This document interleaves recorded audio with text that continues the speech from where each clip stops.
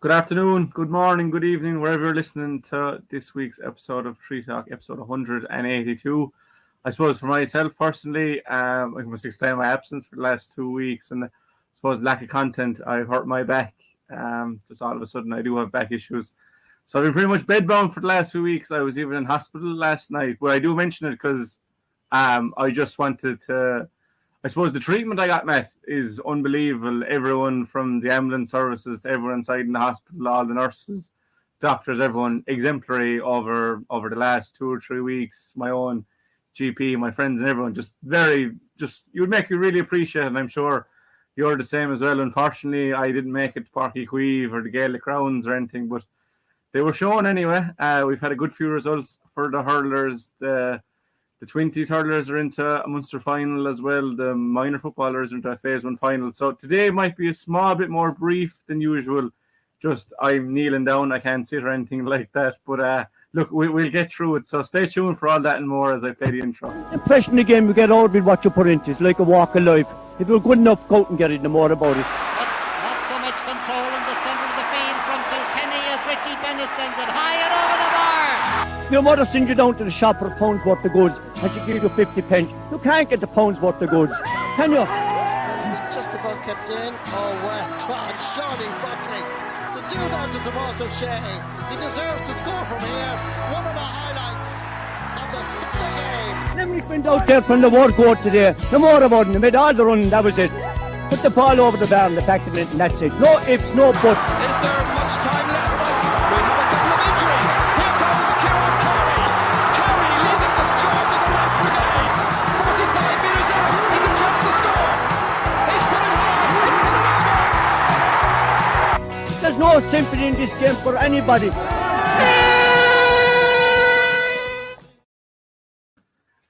I said, as I said, we get straight down to business, Matt, because I don't know how Well, long. Jack, before we get down to business, I'm glad to see you back. You may be only halfway back, but it's great. Hopefully, you have taken the turn on your road to recovery. You know, I can only imagine what you've been through over the last 2 weeks, because certainly an injury or anything to the back is such a complex part of the body, you know. But it's great to see the smile on your face. It's great to see you back anyway, and we'd say halfway back for now. Yeah, so I couldn't go another week without talking to you. No, to be fair, Matt has been very good. He's rang me every week now to see how I am. I suppose I was doing great, and I just took a turn last night, whatever it is, but it flared up, but it seems to have eased a small bit. So I must apologise for the audio. It mightn't be as clear, or the video I'm not at my office, so that's different. But I suppose I was on my way to the hospital last night when I suppose we got the news we feared about Keane Lynch, Matt. And I suppose at the Gaelic Rounds, for anyone that was there and I was watching from home, you knew straight away it wasn't going to be good news, but it is a big blow to miss the rest of the Munster Championship, whether that's the next 2 games or the 2 games in the Munster final remains to be seen. But I suppose first and foremost to Keane, the best of luck in his recovery. I'm sure anyone that knows Keane will know he'll do his due diligence. He will do everything he can to get back onto the field. It's a complex injury, hamstring, like they all are, but it is a blow, Matt. And we will talk about the players that stepped up, but we were talking about MVPs a few weeks ago, and he was the first man on our lips. So I suppose, Limerick can cope in his absence, but he's the one man you would not want to be without. Definitely, and I concur with you totally in sending every good wish to Keane for a speedy recovery. And as you rightly said, Jack, we know that he will do everything that he will be told to do for his recovery, and that, you know, he will be itching to get back on the pitch as soon as possible. And it was interesting that Limerick GAA issued a statement last night about it. It gives you a sense of the importance and the loss he is to the Limerick team. But let's hope that it's shorter term than longer term. And no doubt when he went down, it looked quite obvious that it was of a serious nature. And unfortunately, last night's statement from Limerick GAA just confirmed what I suppose we already knew, but it made it formal. And Limerick unfortunately have to move on. They have two very important games before in the Munster Championship before they'll reach a Munster final. But you know, they've taken giant step, Jack, towards being involved in the knockout stage of the championship, and I think it will take a seismic and a dramatic series of results to preclude Limerick from the concluding stages of the championship. Yeah, I suppose you don't want to get too far ahead of yourself, but Limerick do seem to have 1 foot in a Munster final. If you win that, you're avoiding a quarter final. You're giving Keane more time for recovery, but that's all down the line. First and foremost, you just want to see him back in the green jersey. That's all we want to see, Jack. All we want to see is Keane Lynch back. Keane Lynch and his bag of tricks back on the pitch.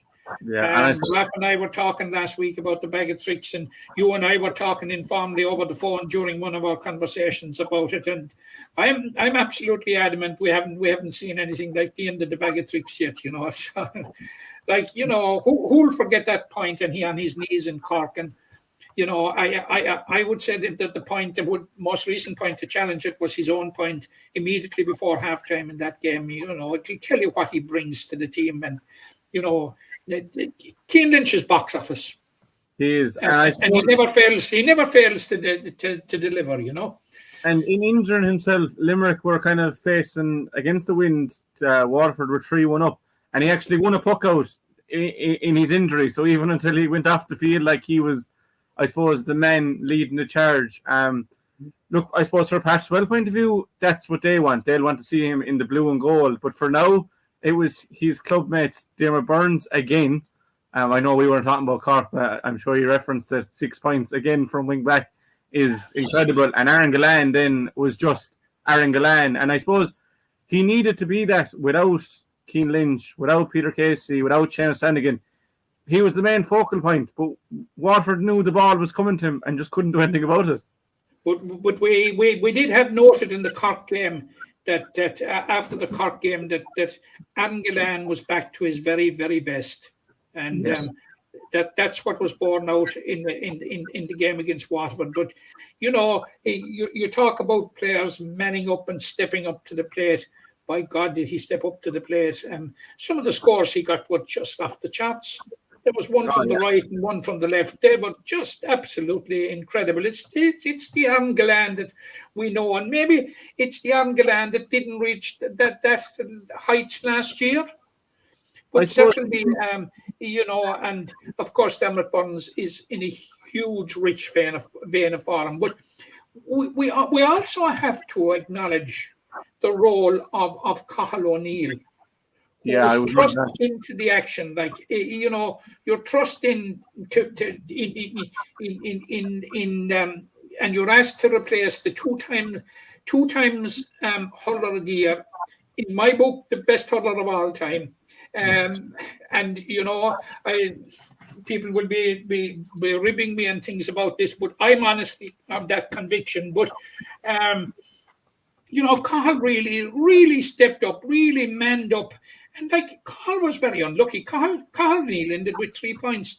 He could have easily ended up with 6, possibly even 7. But yeah. full credit to Cathal. And I know it's disappointing when you see a player hitting it wide, but full credit to him to have the courage to go for it. He was thrust into the white heat of Munster Championship battle in difficult circumstances. Limerick were playing against the breeze. They wanted to contain the league champions who were on a high. And he did exceptionally well, I thought. Yeah, and I suppose he's 20 this year, some say. I still think he's 19. Just he hit the first ball he hit was over the bar. He had a couple of wides, but he kept plugging away. Like, that's just this breed of Limerick hurler, that just the confidence. And I suppose the confidence from Kylie as well to be like, that's your game. Keep shooting. You will come good. And I tweeted afterwards, like, if Cathal O'Neill gets 70 minutes out there the next day and takes 7 shots, it's very likely that he scores 7 from play. And that's invaluable. I suppose one question I did want to ask you is, Keane Lynch won't be playing against Tipperary. Do you think Cathal O'Neill will just go straight in at 11, or will we see more tinkering? I suppose he could have Kyle back at that stage. I think we possibly would have Kyle and possibly Seamus Flanagan back. Yeah, sorry. So you know, John Kiley will have an abundance of riches. I suppose in many ways, just reflecting on the Waterford game in its totality, Jack. Look, it wasn't a 3 points game. Let's face it. No. It wasn't a 3 points game. The 2 goals late in the game, they started the disparity that was between the two sides.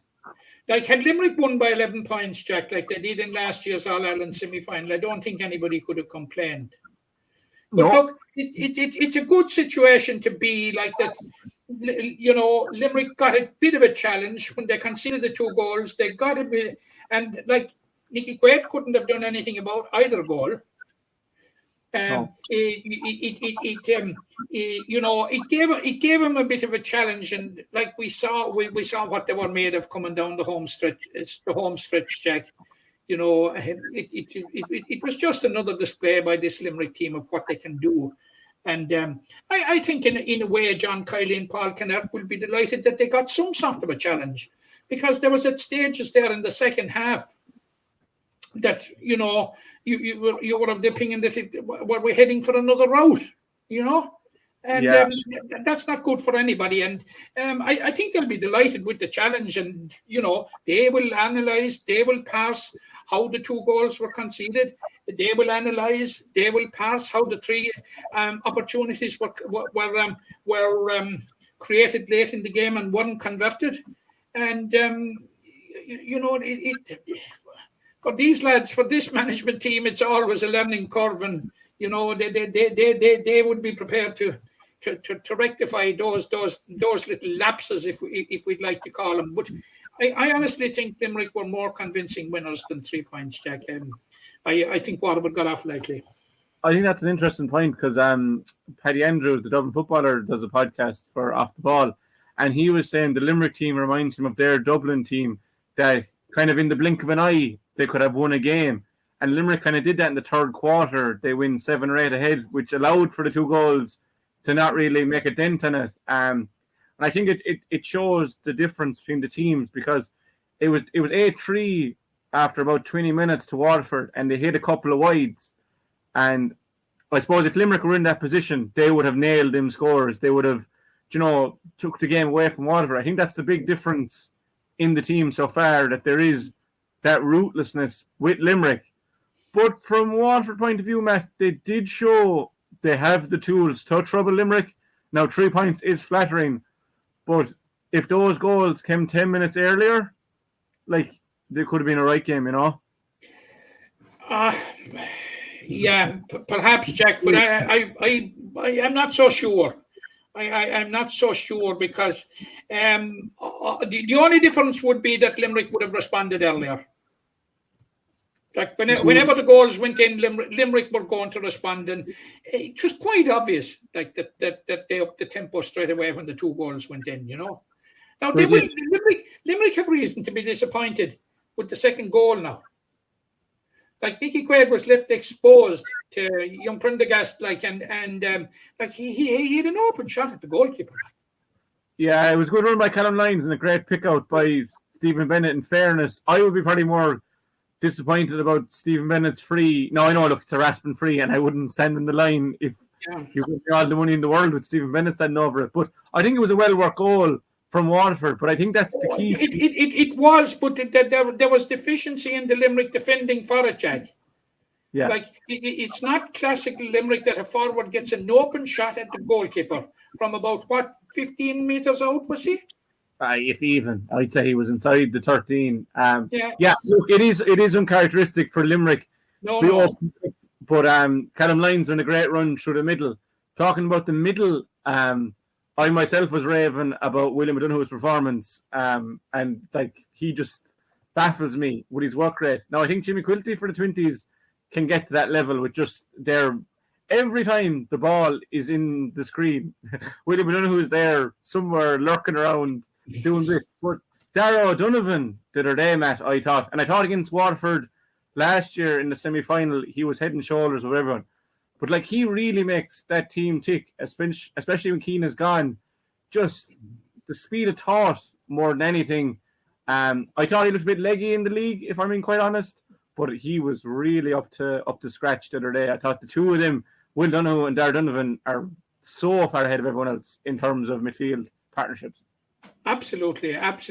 Like Darrag's contribution sometimes goes under the radar, and he doesn't get the credit that he deserves. But you're absolutely right there, Jack. He's an absolutely crucial cog in the game, or in the Limerick setup, and they're an absolutely fantastic partnership and a fantastic midfield. Like the amount of work that Willem O'Donoghue does, and so little change that the opposition get off him is phenomenal. But in the game against Cork, Jack, and the game against Waterford, and it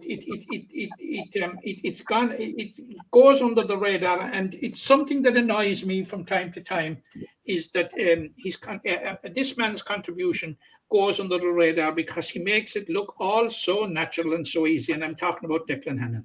I was about to cut you off, but I knew where you were going. Absolutely. I thought he was absolutely immense in both games. Now, he was overshadowed by the performance of lads around him. But like, when you're talking about consistency, Mr. Consistency, every single day without fail, it's Declan Hannon. And like, I point out the last championship the defeat that Limerick had was in the All-Ireland semi-final of 2019 when he was off the field. Yeah, that's very true. Like I rest my case. I think I know you hate me bringing up All-Stars because it just gets you a bit riled, but Declan Hannon and Nicky Quaid have 3 All-Stars between them, which is just disgrace. Like, because I've never seen him put a foot wrong, especially since Declan went back centre back, and I know he played there for Ardscoil Reach, and he was a brilliant forward, don't get me wrong, but like as a centre back, his intelligence. I was talking to lads that have played with him over the years, and they said they've never seen him miss hit a ball. That's one of the big things about him. He's just the cleanest striker they've ever seen. His brain is so far ahead. As you said, it goes under the radar, but you do notice him when he's gone, like that loss against Kilkenny. Yeah. By the way you're talking, Matt, you seem to be quite confident that Limerick will reach a Munster final, and you correct me if I'm wrong there. But we've seen Waterford, we've seen Cork, we saw Clare at the weekend, and we saw Tip twice. If Limerick are to reach the Munster final, who do you think they'll be playing? And that's a $64 question at this stage. I was looking at it now. Sunday might tell us something about it. What Clare to win for a second time? Yeah, because you must remember that Clare are very, very nicely set up. If they have beaten Tipperary and beaten Cork, they have Limerick and Waterford at home. And we know the cauldron that Cusack Park Ennis is. Now, the following week, we have Limerick and Tipperary as a standalone Munster Championship game. And that is a championship game. It's the first game of the third round, Jack. But it actually could decide 2 issues. Yeah. Win for Limerick will send them into the Munster final. I'd say there's no hope that they can be caught. No, and defeat for Tipperary will put them out of the championship. Well, to be honest, I think Tip are out anyway. I don't know. They're not mathematically out, but I think themselves. They're not mathematically out, but you're right. I think they're going to find it very, very difficult. But they gave it their all. I would say they put all their energy towards Waterford the first day, and I have to say they played very well. But against Clare, they didn't have the same energy, the same efficiency. Like, they're still relying so much on Noel McGrath, and like he's delivering. But the 20 teams that came through from Tip they aren't making that transition, and it happens. We saw it with Limerick. It's the backbones of that 2013 and 14 minor team, but it's more often rare that happens. How many Galway teams have won All Irelands and couldn't translate it? And Tipper are in the same boat. But I will push you to name those 2 teams that joined Limerick. The 2 teams. Yeah. Well, I have only to pick. I'm going to be right in one of them because I think Tipper out. Yeah. Yeah, but you might be right about. I want a Munster finalist and third place. I'm not ruling out Cork if they win a Sunday. Yeah. From what I saw of Waterford last Sunday in the Gaelic grounds, last Saturday in the Gaelic grounds, I'm not ruling out Cork winning in Walsh Park. Yeah, like I think you could have a situation where Limerick beat everyone, Tip lose to everyone, and we'll say Waterford beat Clare, Clare beat Cork, Cork beat Waterford. And then it's points differential, or how much did Limerick beat you by, or how much did you beat Tip? Thank God the round robin is back, is what I'll say, Matt. Yeah. But getting back to Keane Lynch again, if were Limerick to beat Tipperary, there is a lot less riding on the Clare game at that stage. Yeah. And we saw in normal circumstances, if you beat Tipperary, if John Kiley was so minded and Paul Kinnock so minded, they could even afford the luxury of resting Keane Lynch going to Ennis. Yeah. To be fair, like we did see Keane rested against Tip a few years ago. Now we did lose the game. It was Kyle's first game it's Limerick's first game in 6 years, championship game without Kyle Hayes. And they were missing Keane Lynch, and they were missing Peter Casey, and they were missing Shane. To miss, like, most teams don't have 4 All-Stars, but Limerick were missing 4 All-Stars, and it's literally, John Kiley has been saying it for years, it's next man up. And it might sound cliche for the other 9 or 10 teams, but for Limerick, like, it literally is next man up. And look, we could talk for days on end about Limerick, but we have that break until Tipperary. So, and I am conscious that I don't know how long I'll last. Now I'm fine at the moment. But moving on from the seniors, Matt, the 20s, and we will get a podcast in before they play their Munster final. But Limerick are into a Munster under-20s final. They've never won a 20s. They won a 21s in 17, but they haven't won a 20s. They play Tipperary. They lost the final last year. One thing that strikes me, well, first of all, the Carl O'Neill issue, and I know you've had your spoke about that, but like Carl O'Neill, like Keane Lynch, is the talisman of that team. Carl was gone. You'd Aidan O'Connor got 5 from play. You'd Adam English got 5 from play, and you got Shane O'Brien 5 from play. So for the 20s, again, next man up. Yeah, absolutely. It's like Dermot Mullins has done a great job, and. Yes. But I would think, and reflecting on it since they beat Waterford, Limerick's best performance has been away from the Gaelic grounds against Cork in Cork. Yeah, I suppose the only thing is there was nothing riding on that game. Now, I know home advantage was, but Cork didn't seem at the races. But then again, seeing them against Tip the other night, they're not the same Cork team as last year. But you are right, Limerick's best performance was probably against Cork. But the only thing is, again, like the seniors, that third quarter where they just turned the screw 8 points in a row to win the game, there's just so much hallmarks of that senior team, Matt. Oh, absolutely. It's the same. You talk about the same hymn sheet. It's the same book. It's the same book of Psalms, no doubt at all about it. But again, like the singers, Dermot Mullins, I presume, he won't be happy to have conceded the goals, but he will be happy that his team have been tested going into the Munster final. Now, Cork tested him. I thought Cork tested him for the most part, and yes. They found a response. And look, players in the absence of Cian O'Neill, you very often find that other players around the place step up to the mark, and there's no doubt Aidan O'Connor has stepped up to the mark. Colin Coughlin, Adam English, Shane O'Brien was a revelation against Waterford. I think Shane is only 17. You shouldn't be doing things like that at 17. You should be in the stands. He was last year, so I thought he was absolutely fantastic, and I would say, of course, that the quality of share of the ball he got was good, but very often you can put in good quality and it doesn't be converted or turned into usefulness. And I thought he was very, very good. There was one ball that he caught down low, if you recall. Yeah, I was just about to say, his hand is exceptional, Matt. Absolutely exceptional, and his eye for what's going on around him is exceptional. But we saw that against for Odd Skull Reach, Yes. and why should we be surprised? Because in fact, Jack, 'tis only a step up of 1 year in age, because college is under 19. Yeah. I thought Shane O'Brien was absolutely immense. Yeah, and I think when you say that, why we shouldn't be surprised. I think that's why Adam English scoring 5 from play is just like, oh yeah, grand, he scored 5 from play. Like that's Aidan O'Connor is kind of at that level.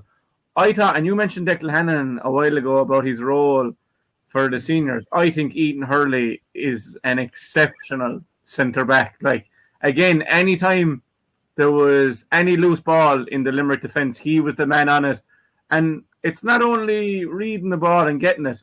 So often, nearly always, makes right decision. If it needs to go long, it goes long. If it needs to go short, it goes short. I just think the Newcastle man is a joy to watch at centre back. Yeah, absolutely. And he has very, very successfully made the transition from minor to under 20. And I honestly thought, Jack, that in last year's Limerick Premier Intermediate Championship, that he had very, very satisfactorily made the step up, and he sort of became a man. Yeah, he became a man physically, and he became a man in hurling terms as well, Jack. And yes, he's a lot bigger physically than he was at minor, obviously. But I mean, he's obviously put in the work. Like we said with Keane Lynch, these lads are diligent. Colin Coughlin, there was a photo going around with him and his clubmates Aidan O'Connor and O'Reilly, and like Aidan O'Connor is no small man at all, but Colin Coughlin is a giant altogether. But these 20s, as I'm going to keep saying it, are the next in line. They're doing the work that the seniors are doing, and like they could step up easily. Another fella I want to mention is Fergal O'Connor at full back. I thought was just immense as well. Like I think Fergal is having a smashing season now. He was playing wing forward for Effin on their way to the county title last year, and we were talking in the county final in particular how effective he was in that role, the two O'Connors. But by God Almighty, he really has dovetailed neatly into centre back. But when you're talking about this under 20 team, Jack, it's an under 20 team that we have seen. And they've won 3 matches. And there's no Patrick O'Donovan, there's no Dermot Hegarty yet. Yeah, I was just about to say, when you were on about Effin there, that we haven't seen Paddy O'Donovan. Well, we saw him briefly. But, I mean, look, hopefully he'll be back for next Wednesday. The players that are there have shown, that they can step into the breach. What, I suppose, a tonic it would be for Dear Mullins and the team if you were to see Hegarty and Donovan starting or among the bench. But like the lads that are coming onto the field in normal circumstances coming into the year, Jack, at the start of the year when before injuries or anything would have set in, you'd say you the right flank of your attack was spoken for. That would be Dermot Hegarty 10, Paddy Donovan 13, and lo and behold, and another guy I thought that stepped up to the plate quite well last Wednesday night, and he gets little credit sometimes. That's Eddie Stokes. Yeah. I thought Eddie Stokes put in a very, very, very good shift, Jack. He had 2 points, and I don't recall him taking a third shot. He was very clinical. He's a midfielder by trade, really, from what I've seen with Doon, and seamless transition. I thought John Kirby made a big difference from the bench. Big difference, yeah. Agreed. Bringing in Patrick Rail, who scored, Brian O'Mara and Barry Duff. We saw what they did with Mungret. That's ever, before you mentioned Hegarty and O'Donovan, Colin Neal is gone. There's this very good crop coming through there. And we have seen with Limerick in recent years that they've been well able to integrate the underage successful teams into the adult grade. Garrod Hegarty and Dermot Burns were the elder statesmen on that 2015-21s team. We've seen what they did. In 17, then you had Lynch, Finn, Morrissey, Nash, Casey, Flanagan. You did a lot.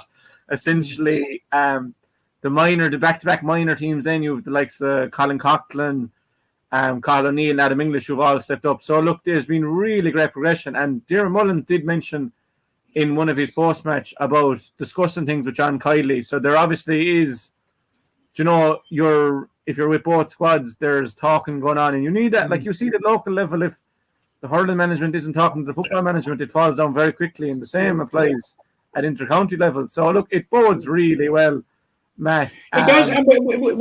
We didn't mention, and you mentioned him earlier on, was Jimmy Quilty.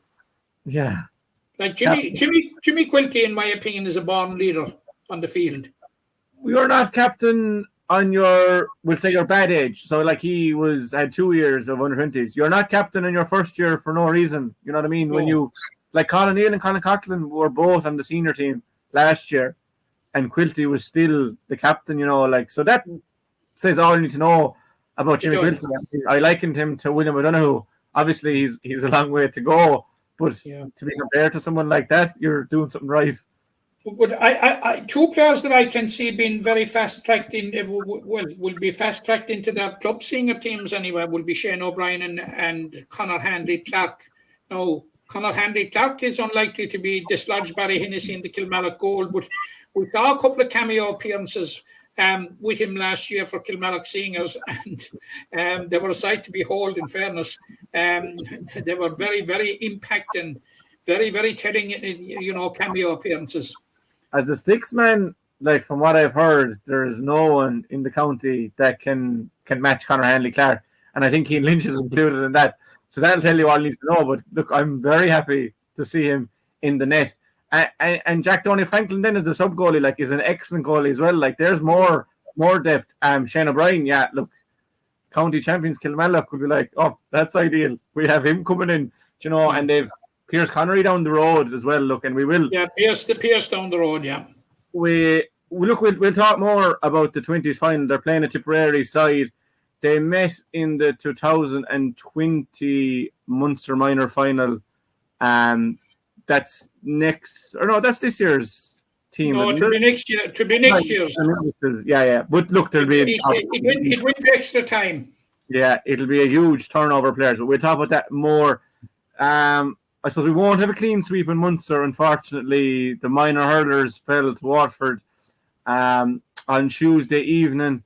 And I think it's fair to say they never really got going. Waterford started well and just kept at them, kept on their throat. Limerick tried well in the second half. There's a nice few hurlers there. They can definitely see stepping up to 20s down the line. But look, fair to say Waterford deserving winners.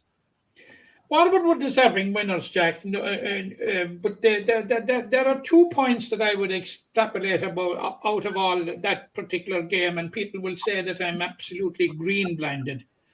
But the concession of the 2 goals before half-time was a crucial turning point. And the first goal, the concession of it was of a criminal nature, where young Cummins, I think, the fella that he was allowed ghost into it. Jack Toomey saw him and passed it to him, and he gave the goalkeeper no chance whatsoever. It was a bullet. But he should have been picked up. Limerick sort of drifted back and were assuming, I suppose, in normal circumstances that he was going to pop it over the bar, but he didn't.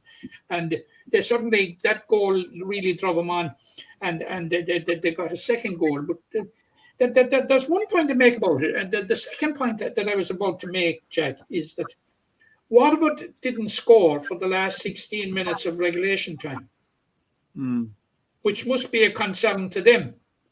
But on the converse of it, it's a boost to the Limerick defence.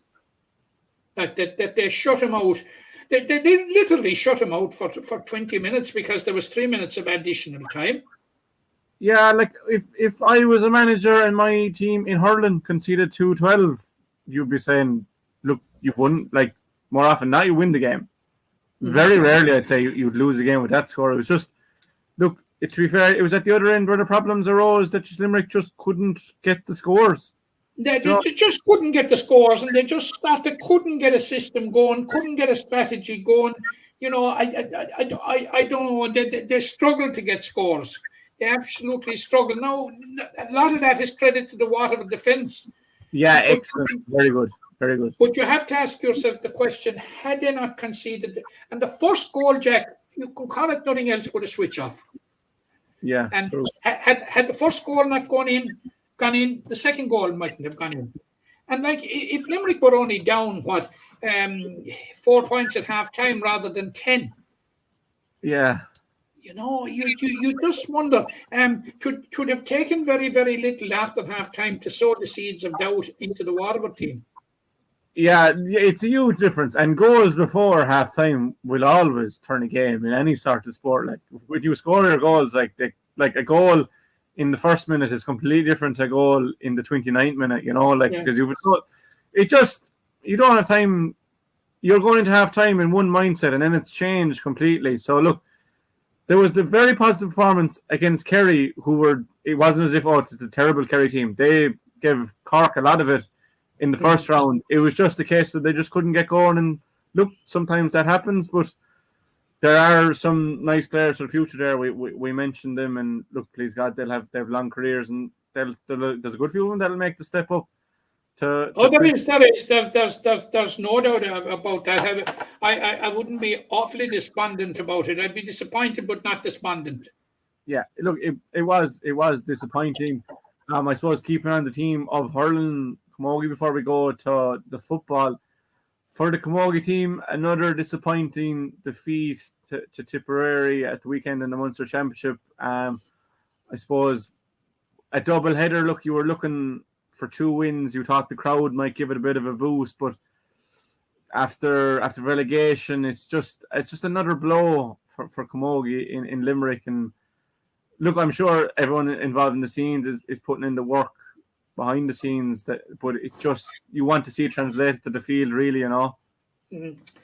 You know, Jack, and we've spoken about this before, and certainly luck is not on Limerick Camogie's side at the moment. And we spoke about the league, in which they had two away games against Kilkenny and Cork to start the campaign. And you know, lo and behold, the championship draw is made, and their first 2 games are, you guessed, Galway and Kilkenny. You know, now, you know, they can't come any tougher than that. And, you know,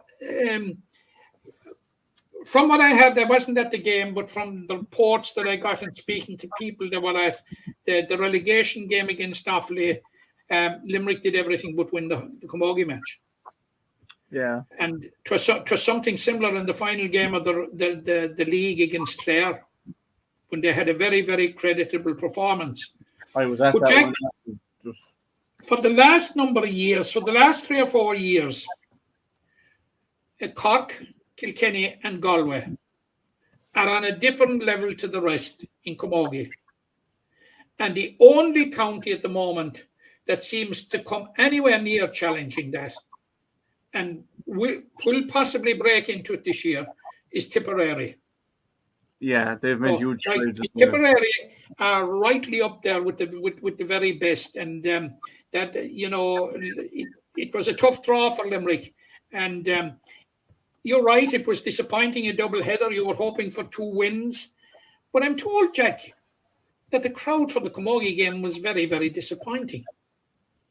Yeah, look, I wasn't there.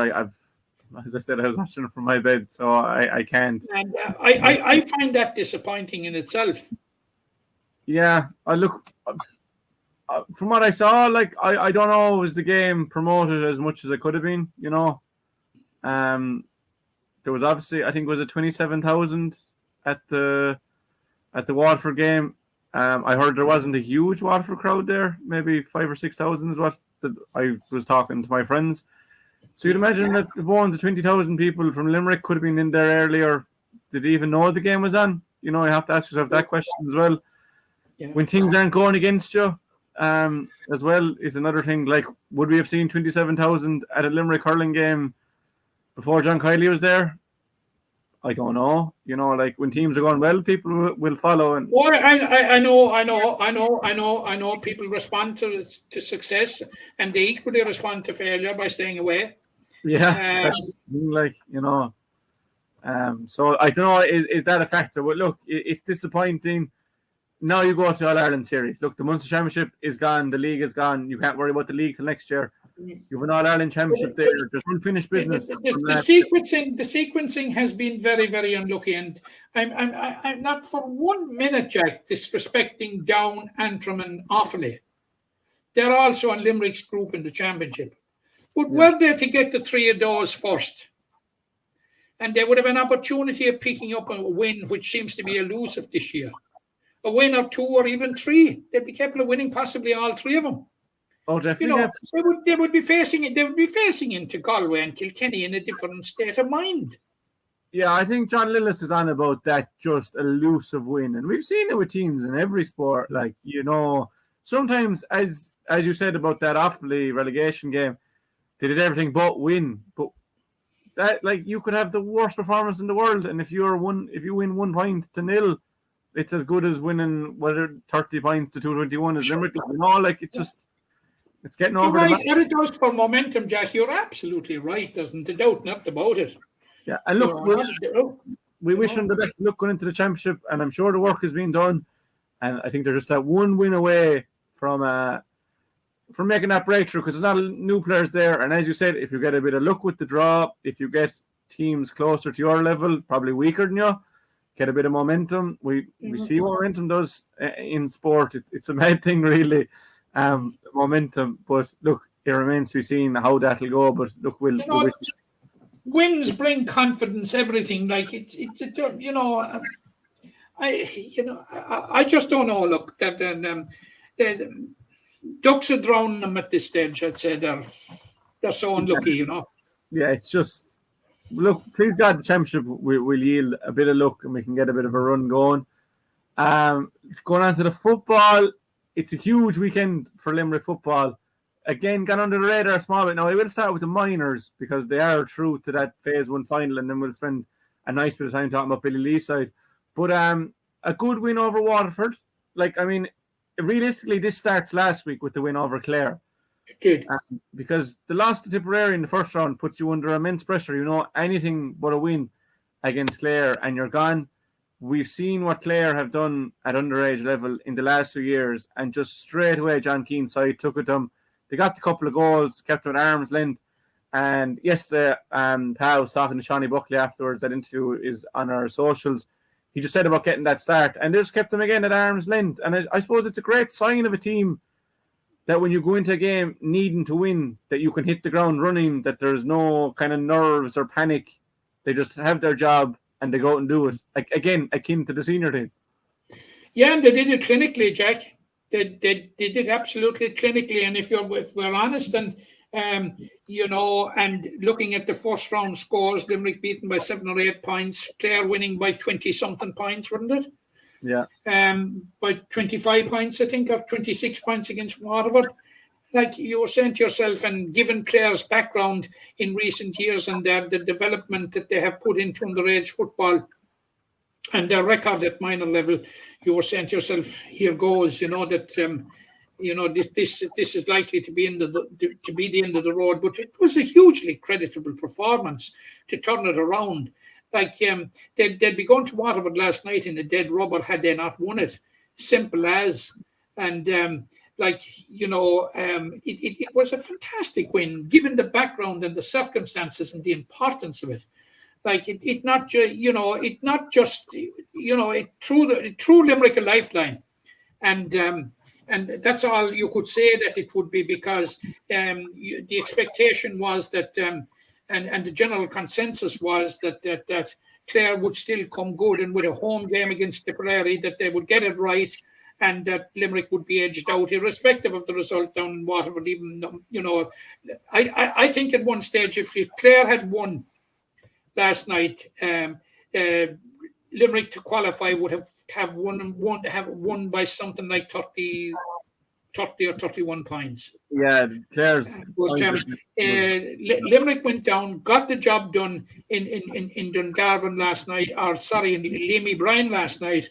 And, you know, at the same time, they couldn't have anticipated that Clare would go down to the extent that they did. And the first score that I got from Shannon, and I said, here goes now, was Clare 3 points, Tipperary no score. Yeah, and I was saying to myself, bloody hell, you know, we're going to win this game of Waterford, and here goes, we're going to lose out on scoring difference. But thankfully, the next one I saw, Tipperary had turned it around and had gone ahead, and by half-time they were 7 up, and they eventually won by 10, wasn't it? Yeah. So... It's positive, Jack, and it's positive. It's positivity on top of positivity of 2021. Yeah. When they reached the Munster final, and gave such a great account of themselves in against Cork, and you must remember that there was only 2 players that were carried over from last year that were eligible again this year. Like you'll be saying to yourself, if there's 5, 6, or 7, they will form the nucleus, they will form the backbone, they will form the leadership, they will provide what you need. But there isn't. There was only 2. And,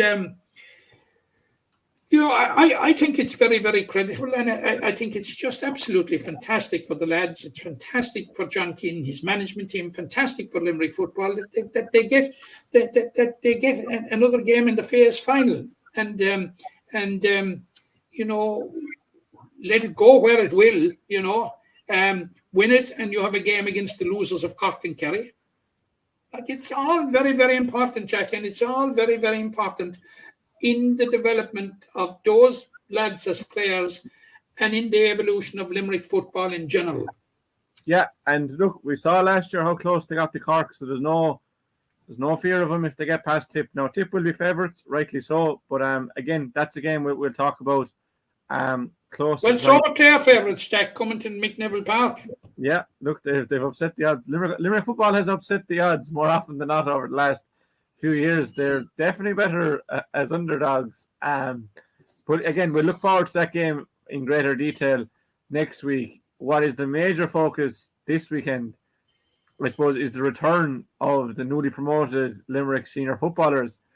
And they go down to Clare in Ennis, looking for a first win over Clare, I think, since 2009. Like, we lost 4 in a row to Clare from 2015 to 2018. Limerick football was in the doldrums, to be fair. We've actually lost 5 in a row to Clare, Jack. 5? Yeah. Yeah, well, yeah. Well, when we say 5 in a row, 5 since we last won. It wasn't 5 year, you know. Clare relegated Limerick as well, did they, in Newcastle? I'm not sure. I'm a bit iffy on that one now. But yeah, look, it was year on year we were losing to Clare. We might have been competitive one year, but the last one was a heavy beating in the Gaelic grounds. I do remember it. I think it was 1-4 to 13. And Limerick were actually, I think, within 3 or 4 at the break, but Clare took off. And to be fair to Clare and Colm Collins, very similar to what Billy Lee is doing in Limerick in that regard, that just the same manager with pretty much the same faces and just good coaching, bringing a crop through. We've seen what they've done at underage level. But for the first time in a long time, it looks really evenly matched, if you get me. Like, I don't know the odds. I'm sure the bookmakers will have Clare as favourites, but if you ask anyone from Clare or Limerick, they will say this could go either way. I think it could go either way. My green mist tells me that that I anticipate that it will go Limerick's way. Yeah. But Jack, you mentioned Colm Collins and you mentioned Billy Lee there. These 2 men are an example of consistency, of sticking with it. Billy Lee is going into his 6th championship campaign. Collins is going into his 9th campaign. So I'm still here. I'm just in the background putting in my charger. I think that there's a lesson in that for everybody, Jack. You know, that this changing of managers isn't always the thing that brings instant success. So, look, it's a game that's delicately poised, and it's a game now. Like, who would have thought at the start of the league, Jack, that Limerick and Clare in the championship would be a championship game between two Division 2 sides in 2023? Because by any benchmark whatsoever, Limerick have had a smashing season. Yeah. Not disregarding the McGrath Cup now. Let's get into the meat of the business in the league, which was absolutely fantastic. 5 wins. We need to remind ourselves that 5 wins, and if we're honest, Jack, starting out, and I think Billy Lee has conceded that point. If we were honest at the outset of the campaign, of the league campaign, promotion wasn't in the lexicon.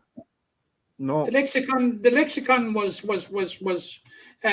the overriding concern, or the overriding word in the lexicon was survival, followed by consolidation in Division 2.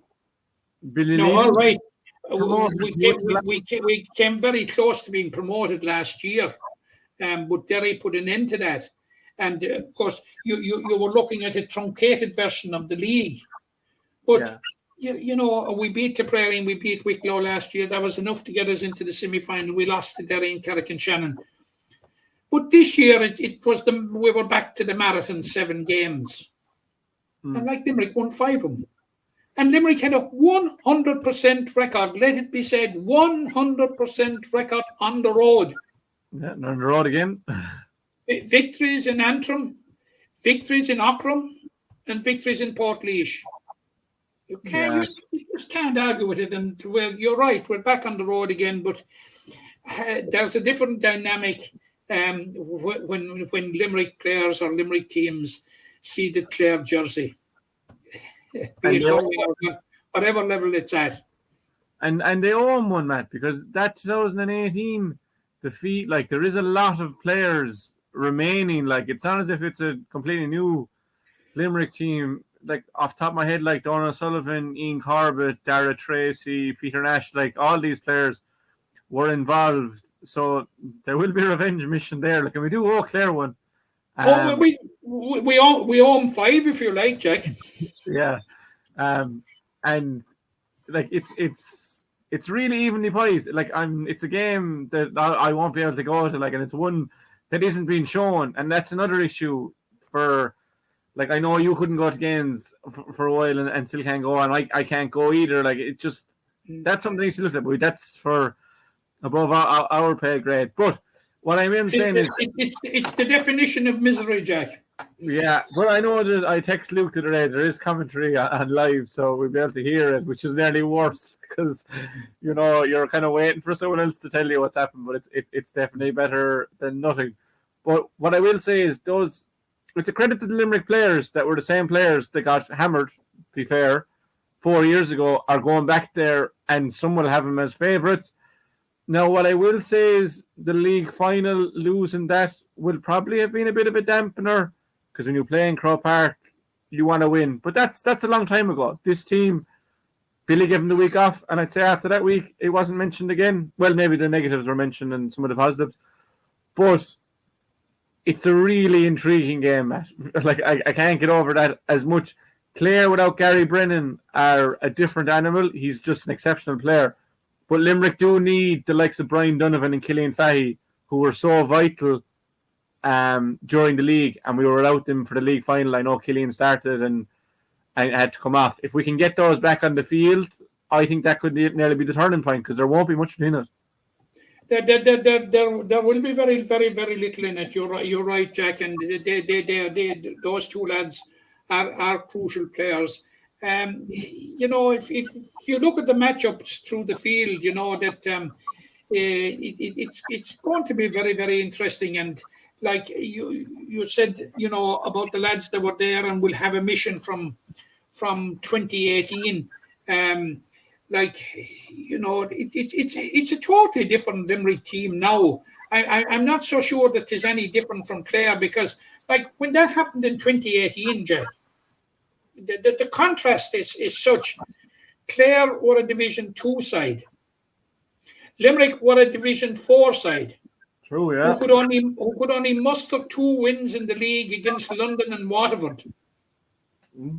And now this will give you that. I'm saying that to give you a sense of how far Limerick have come. Limerick are now a Division 2 side, having been promoted after winning 5 games out of 7 last year. I think in the league this year.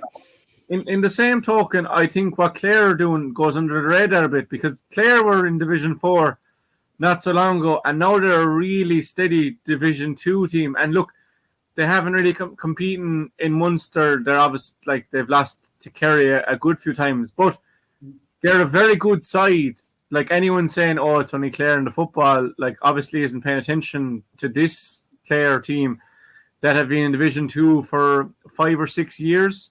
They, like, Limerick were close to promotion in 2021, but so were Clare. Like, Clare lost to Mayo, who went on to contest the All-Ireland final, like. Yeah. So there probably is that gulf there between them. Limerick are closing it rapidly.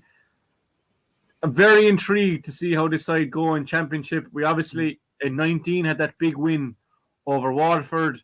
In 2020, in 19 over Tip. In 2020, Waterford, and pushed Tip all the way. Last year, big win over Waterford, and losing Donald Sullivan against Cork, I think, was a massive loss. They have that big Championship game in them.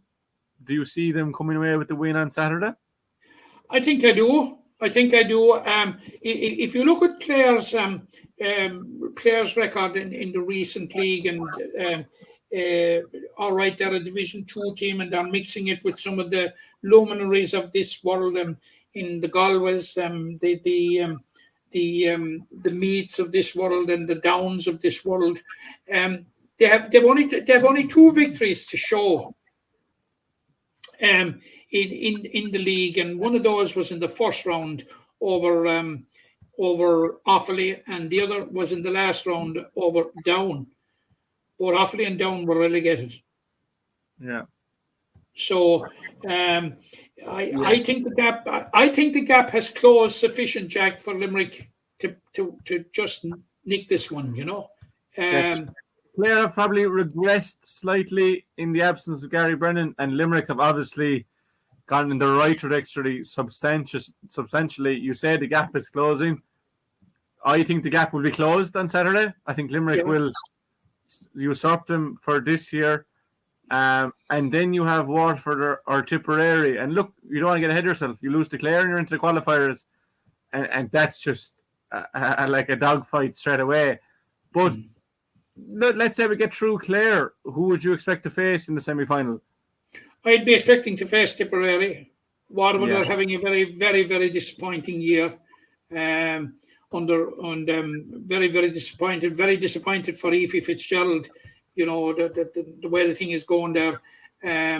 But we have seen Waterford now we've already eliminated Waterford out of 3 competitions this year, Jack. We've eliminated them out of both under 20s, and we didn't eliminate them out of the minor football, but we only just added to their woes. But the level of underage football in Waterford for the last number of years, Jack, has been at a very, very low ebb.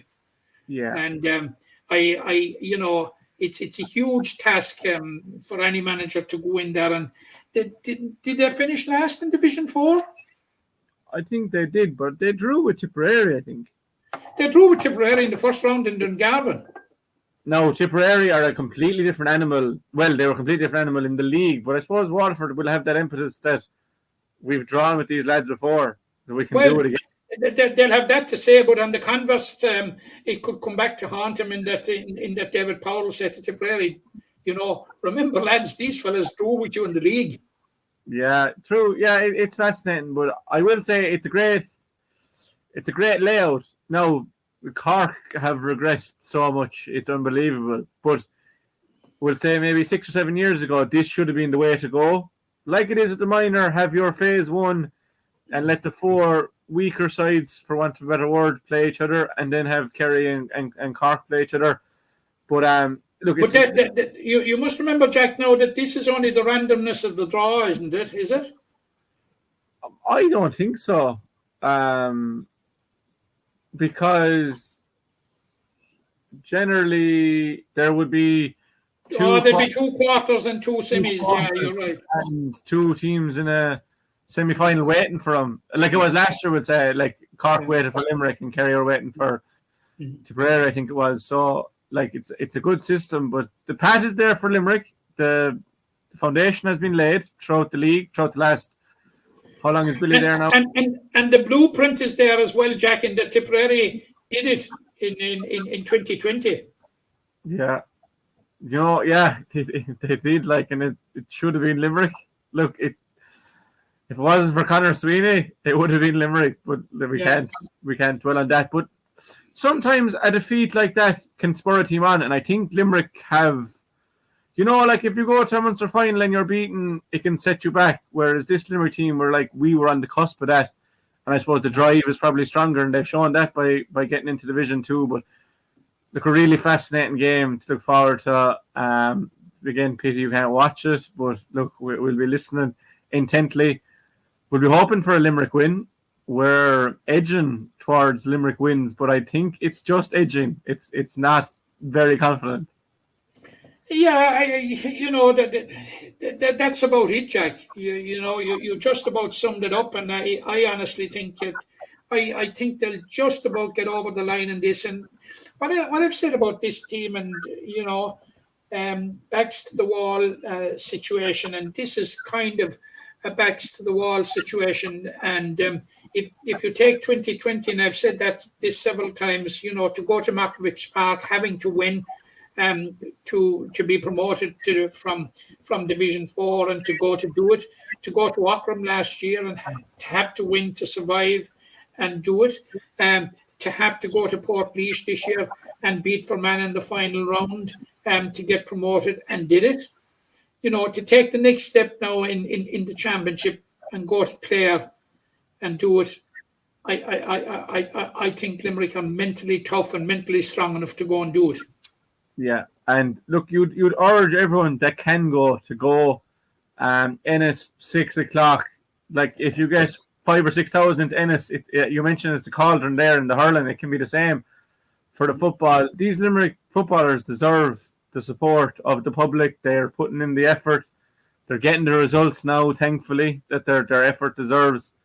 And having a bit of a crowd there can make a huge difference, because Clare will travel, like they always do. So we'll be hopeful for a sizable Limerick contingent and a Limerick win. I couldn't agree more with you, Jack. I couldn't agree more with you. And they're going into a championship game on the back of a McGrath Cup win, 2 league promotions in 3 years. That's nearly an unprecedented level of success in Limerick football, and they absolutely deserve to be supported. Yeah, so best wishes to Billy and his side this weekend. Look, it's a huge game, but it's definitely one they can win. Credit Billy again, and we've said it. Credit Billy for bringing him to this point. And anybody but Billy would have walked away, Jack. Yeah, and you've seen the job he's done, and this is the next step: is to be beating the likes of Clare, beating the likes of Tipperary. Even now, the likes of Cork are within our reach. Kerry are way ahead, and I don't think there's any shame in saying that. No. Limerick are way ahead of Kerry in hurling. So, but like Limerick, you'll be hopeful at the end of June, Limerick are Munster's second football team. And there's a huge possibility of that, and it starts this Saturday. But again, look, a loss isn't the end of the world. You have the qualifiers, and you wouldn't put it past this team when the backs are really against the wall, if they're in the qualifiers to go on a run. To go on a bit of a run, yeah. They've done it before. Yeah, so again, the best of luck to Billy and his men this week. I don't think there's any other business, Matt, that we missed. Well, obviously, we just give a shout out to the Limerick ladies under 14 footballers. Who beat Cavan in the All Ireland Gold Series last week to qualify for the semi-final against Kildare next weekend. Now, the All Ireland Gold Series, it's an All Ireland competition between all the counties. It's probably an All Ireland championship, but it's broken down into platinum for the first top grade teams, gold for the second grade, silver and bronze down along. But it's a huge credit to Limerick to be at the second level. And yes. They will play Kildare next weekend, and we can talk about it next week maybe at a venue to be decided. But they had a great win over Cavan last week in Athlone. And the previous week they were involved. It starts off with a round robin situation, and they had a very unlucky win against defeat to Monaghan by a single point. And when everybody in the ground had it a draw except the referee, and they lost to Longford and had a good win over Sligo, and it was enough for them to qualify for the quarterfinal, and they made the most of it, and they got the win over Cavan. And you're talking about here of strong ladies football counties when you're talking about particularly the like of Monaghan and Cavan in recent years. So full marks to John McNamara, his management team, and the Limerick ladies on the 14 team. And as I say, we'll be talking about the semi-final more next week. Yeah, we will talk about it, and the best luck to them. I'm just conscious, I don't want to be harping on about myself, but I don't know if the start of this recorded. So if it did, I apologise. But I must just say that I was absent for 2 weeks with my back. So that's why content has been down, that I wasn't on the podcast. I said at the start, but I'll say it again. Just a huge thanks to everyone in the University Hospital, all the ambulance services, nurses, doctors. I can't commend them enough. I look to be on the mend now. I had a bit of a setback yesterday, but I couldn't miss talking to you, Matt, for a third week in a row. No, Jack, and likewise. But I concur with you totally about the doctors and the nurses and staff of the various hospitals. I've had an awful lot of interaction with them since last November, as you know. And in the Bonsecure Hospital in Cork, who've been absolutely magnificent. And I had interaction with him as late as this morning with the local clinic, and absolutely wonderful people. And like we have seen it firsthand, why, how and why they really pushed the boat out when we had this COVID thing, and that they're totally dedicated professionals and absolutely wonderful people. I couldn't say enough for them, Jack. Yeah, I just think that sometimes the healthcare service gets a raw deal, and it's nothing to do with the actual workers there. But I do think they need to be praised when they do the work, and I can honestly say they did everything they could for me. I was in there 3 times over the 2 weeks, and just so kind, gentle, caring, compassionate, all those things. So a huge thank you to them. But look, I seem to be on the mend. Hopefully I will get a Munster Championship game in. I'll be aiming for the final, so please God, Limerick can get there. Maybe 2 Munster finals. We start in that regard with the football. Jack, we won't accuse you of being a fine day, man, going to the final only, Yeah, I'll tell you one thing. Watching the games live is one thing, but watching them at home is not for the faint of heart either, because I would just love to be in the same position to you that I might make the Munster final. It's not looking that positive at the moment, but hopefully you never know. Yeah, look, we might even have Munster final to look forward to. We are getting ahead of ourselves there, but look. With two wins out of 2, Jack. John Kiley inside set the stone, or set the road, the motion and action. We'll say, hopefully Billy Lee and his team can follow suit. Next week we'll have the Phase One final in the Munster minor football, and we'll have the under 20 hurling final to look forward to. So the games keep coming thick and fast, Matt. There's no denying that. But if it depends on when we go with the podcast, we might have a Munster final to look back on. Unless it's on Wednesday night. Yeah, with time considering, we'll try and get it in beforehand because they do deserve maybe, their own special, and maybe we might just do a quick one and look at it because, as you mentioned, some of the players a while ago, we're going to be seeing them in the senior team in a couple of years. There's no doubt about that. Yeah. So, please God, next Wednesday we'll have another one out for you. But for now, it's down to the footballers. It's down to Billy Lee and his side, and hopefully we can get that result over Clare. We've been looking for a long time. So, thank you for staying tuned.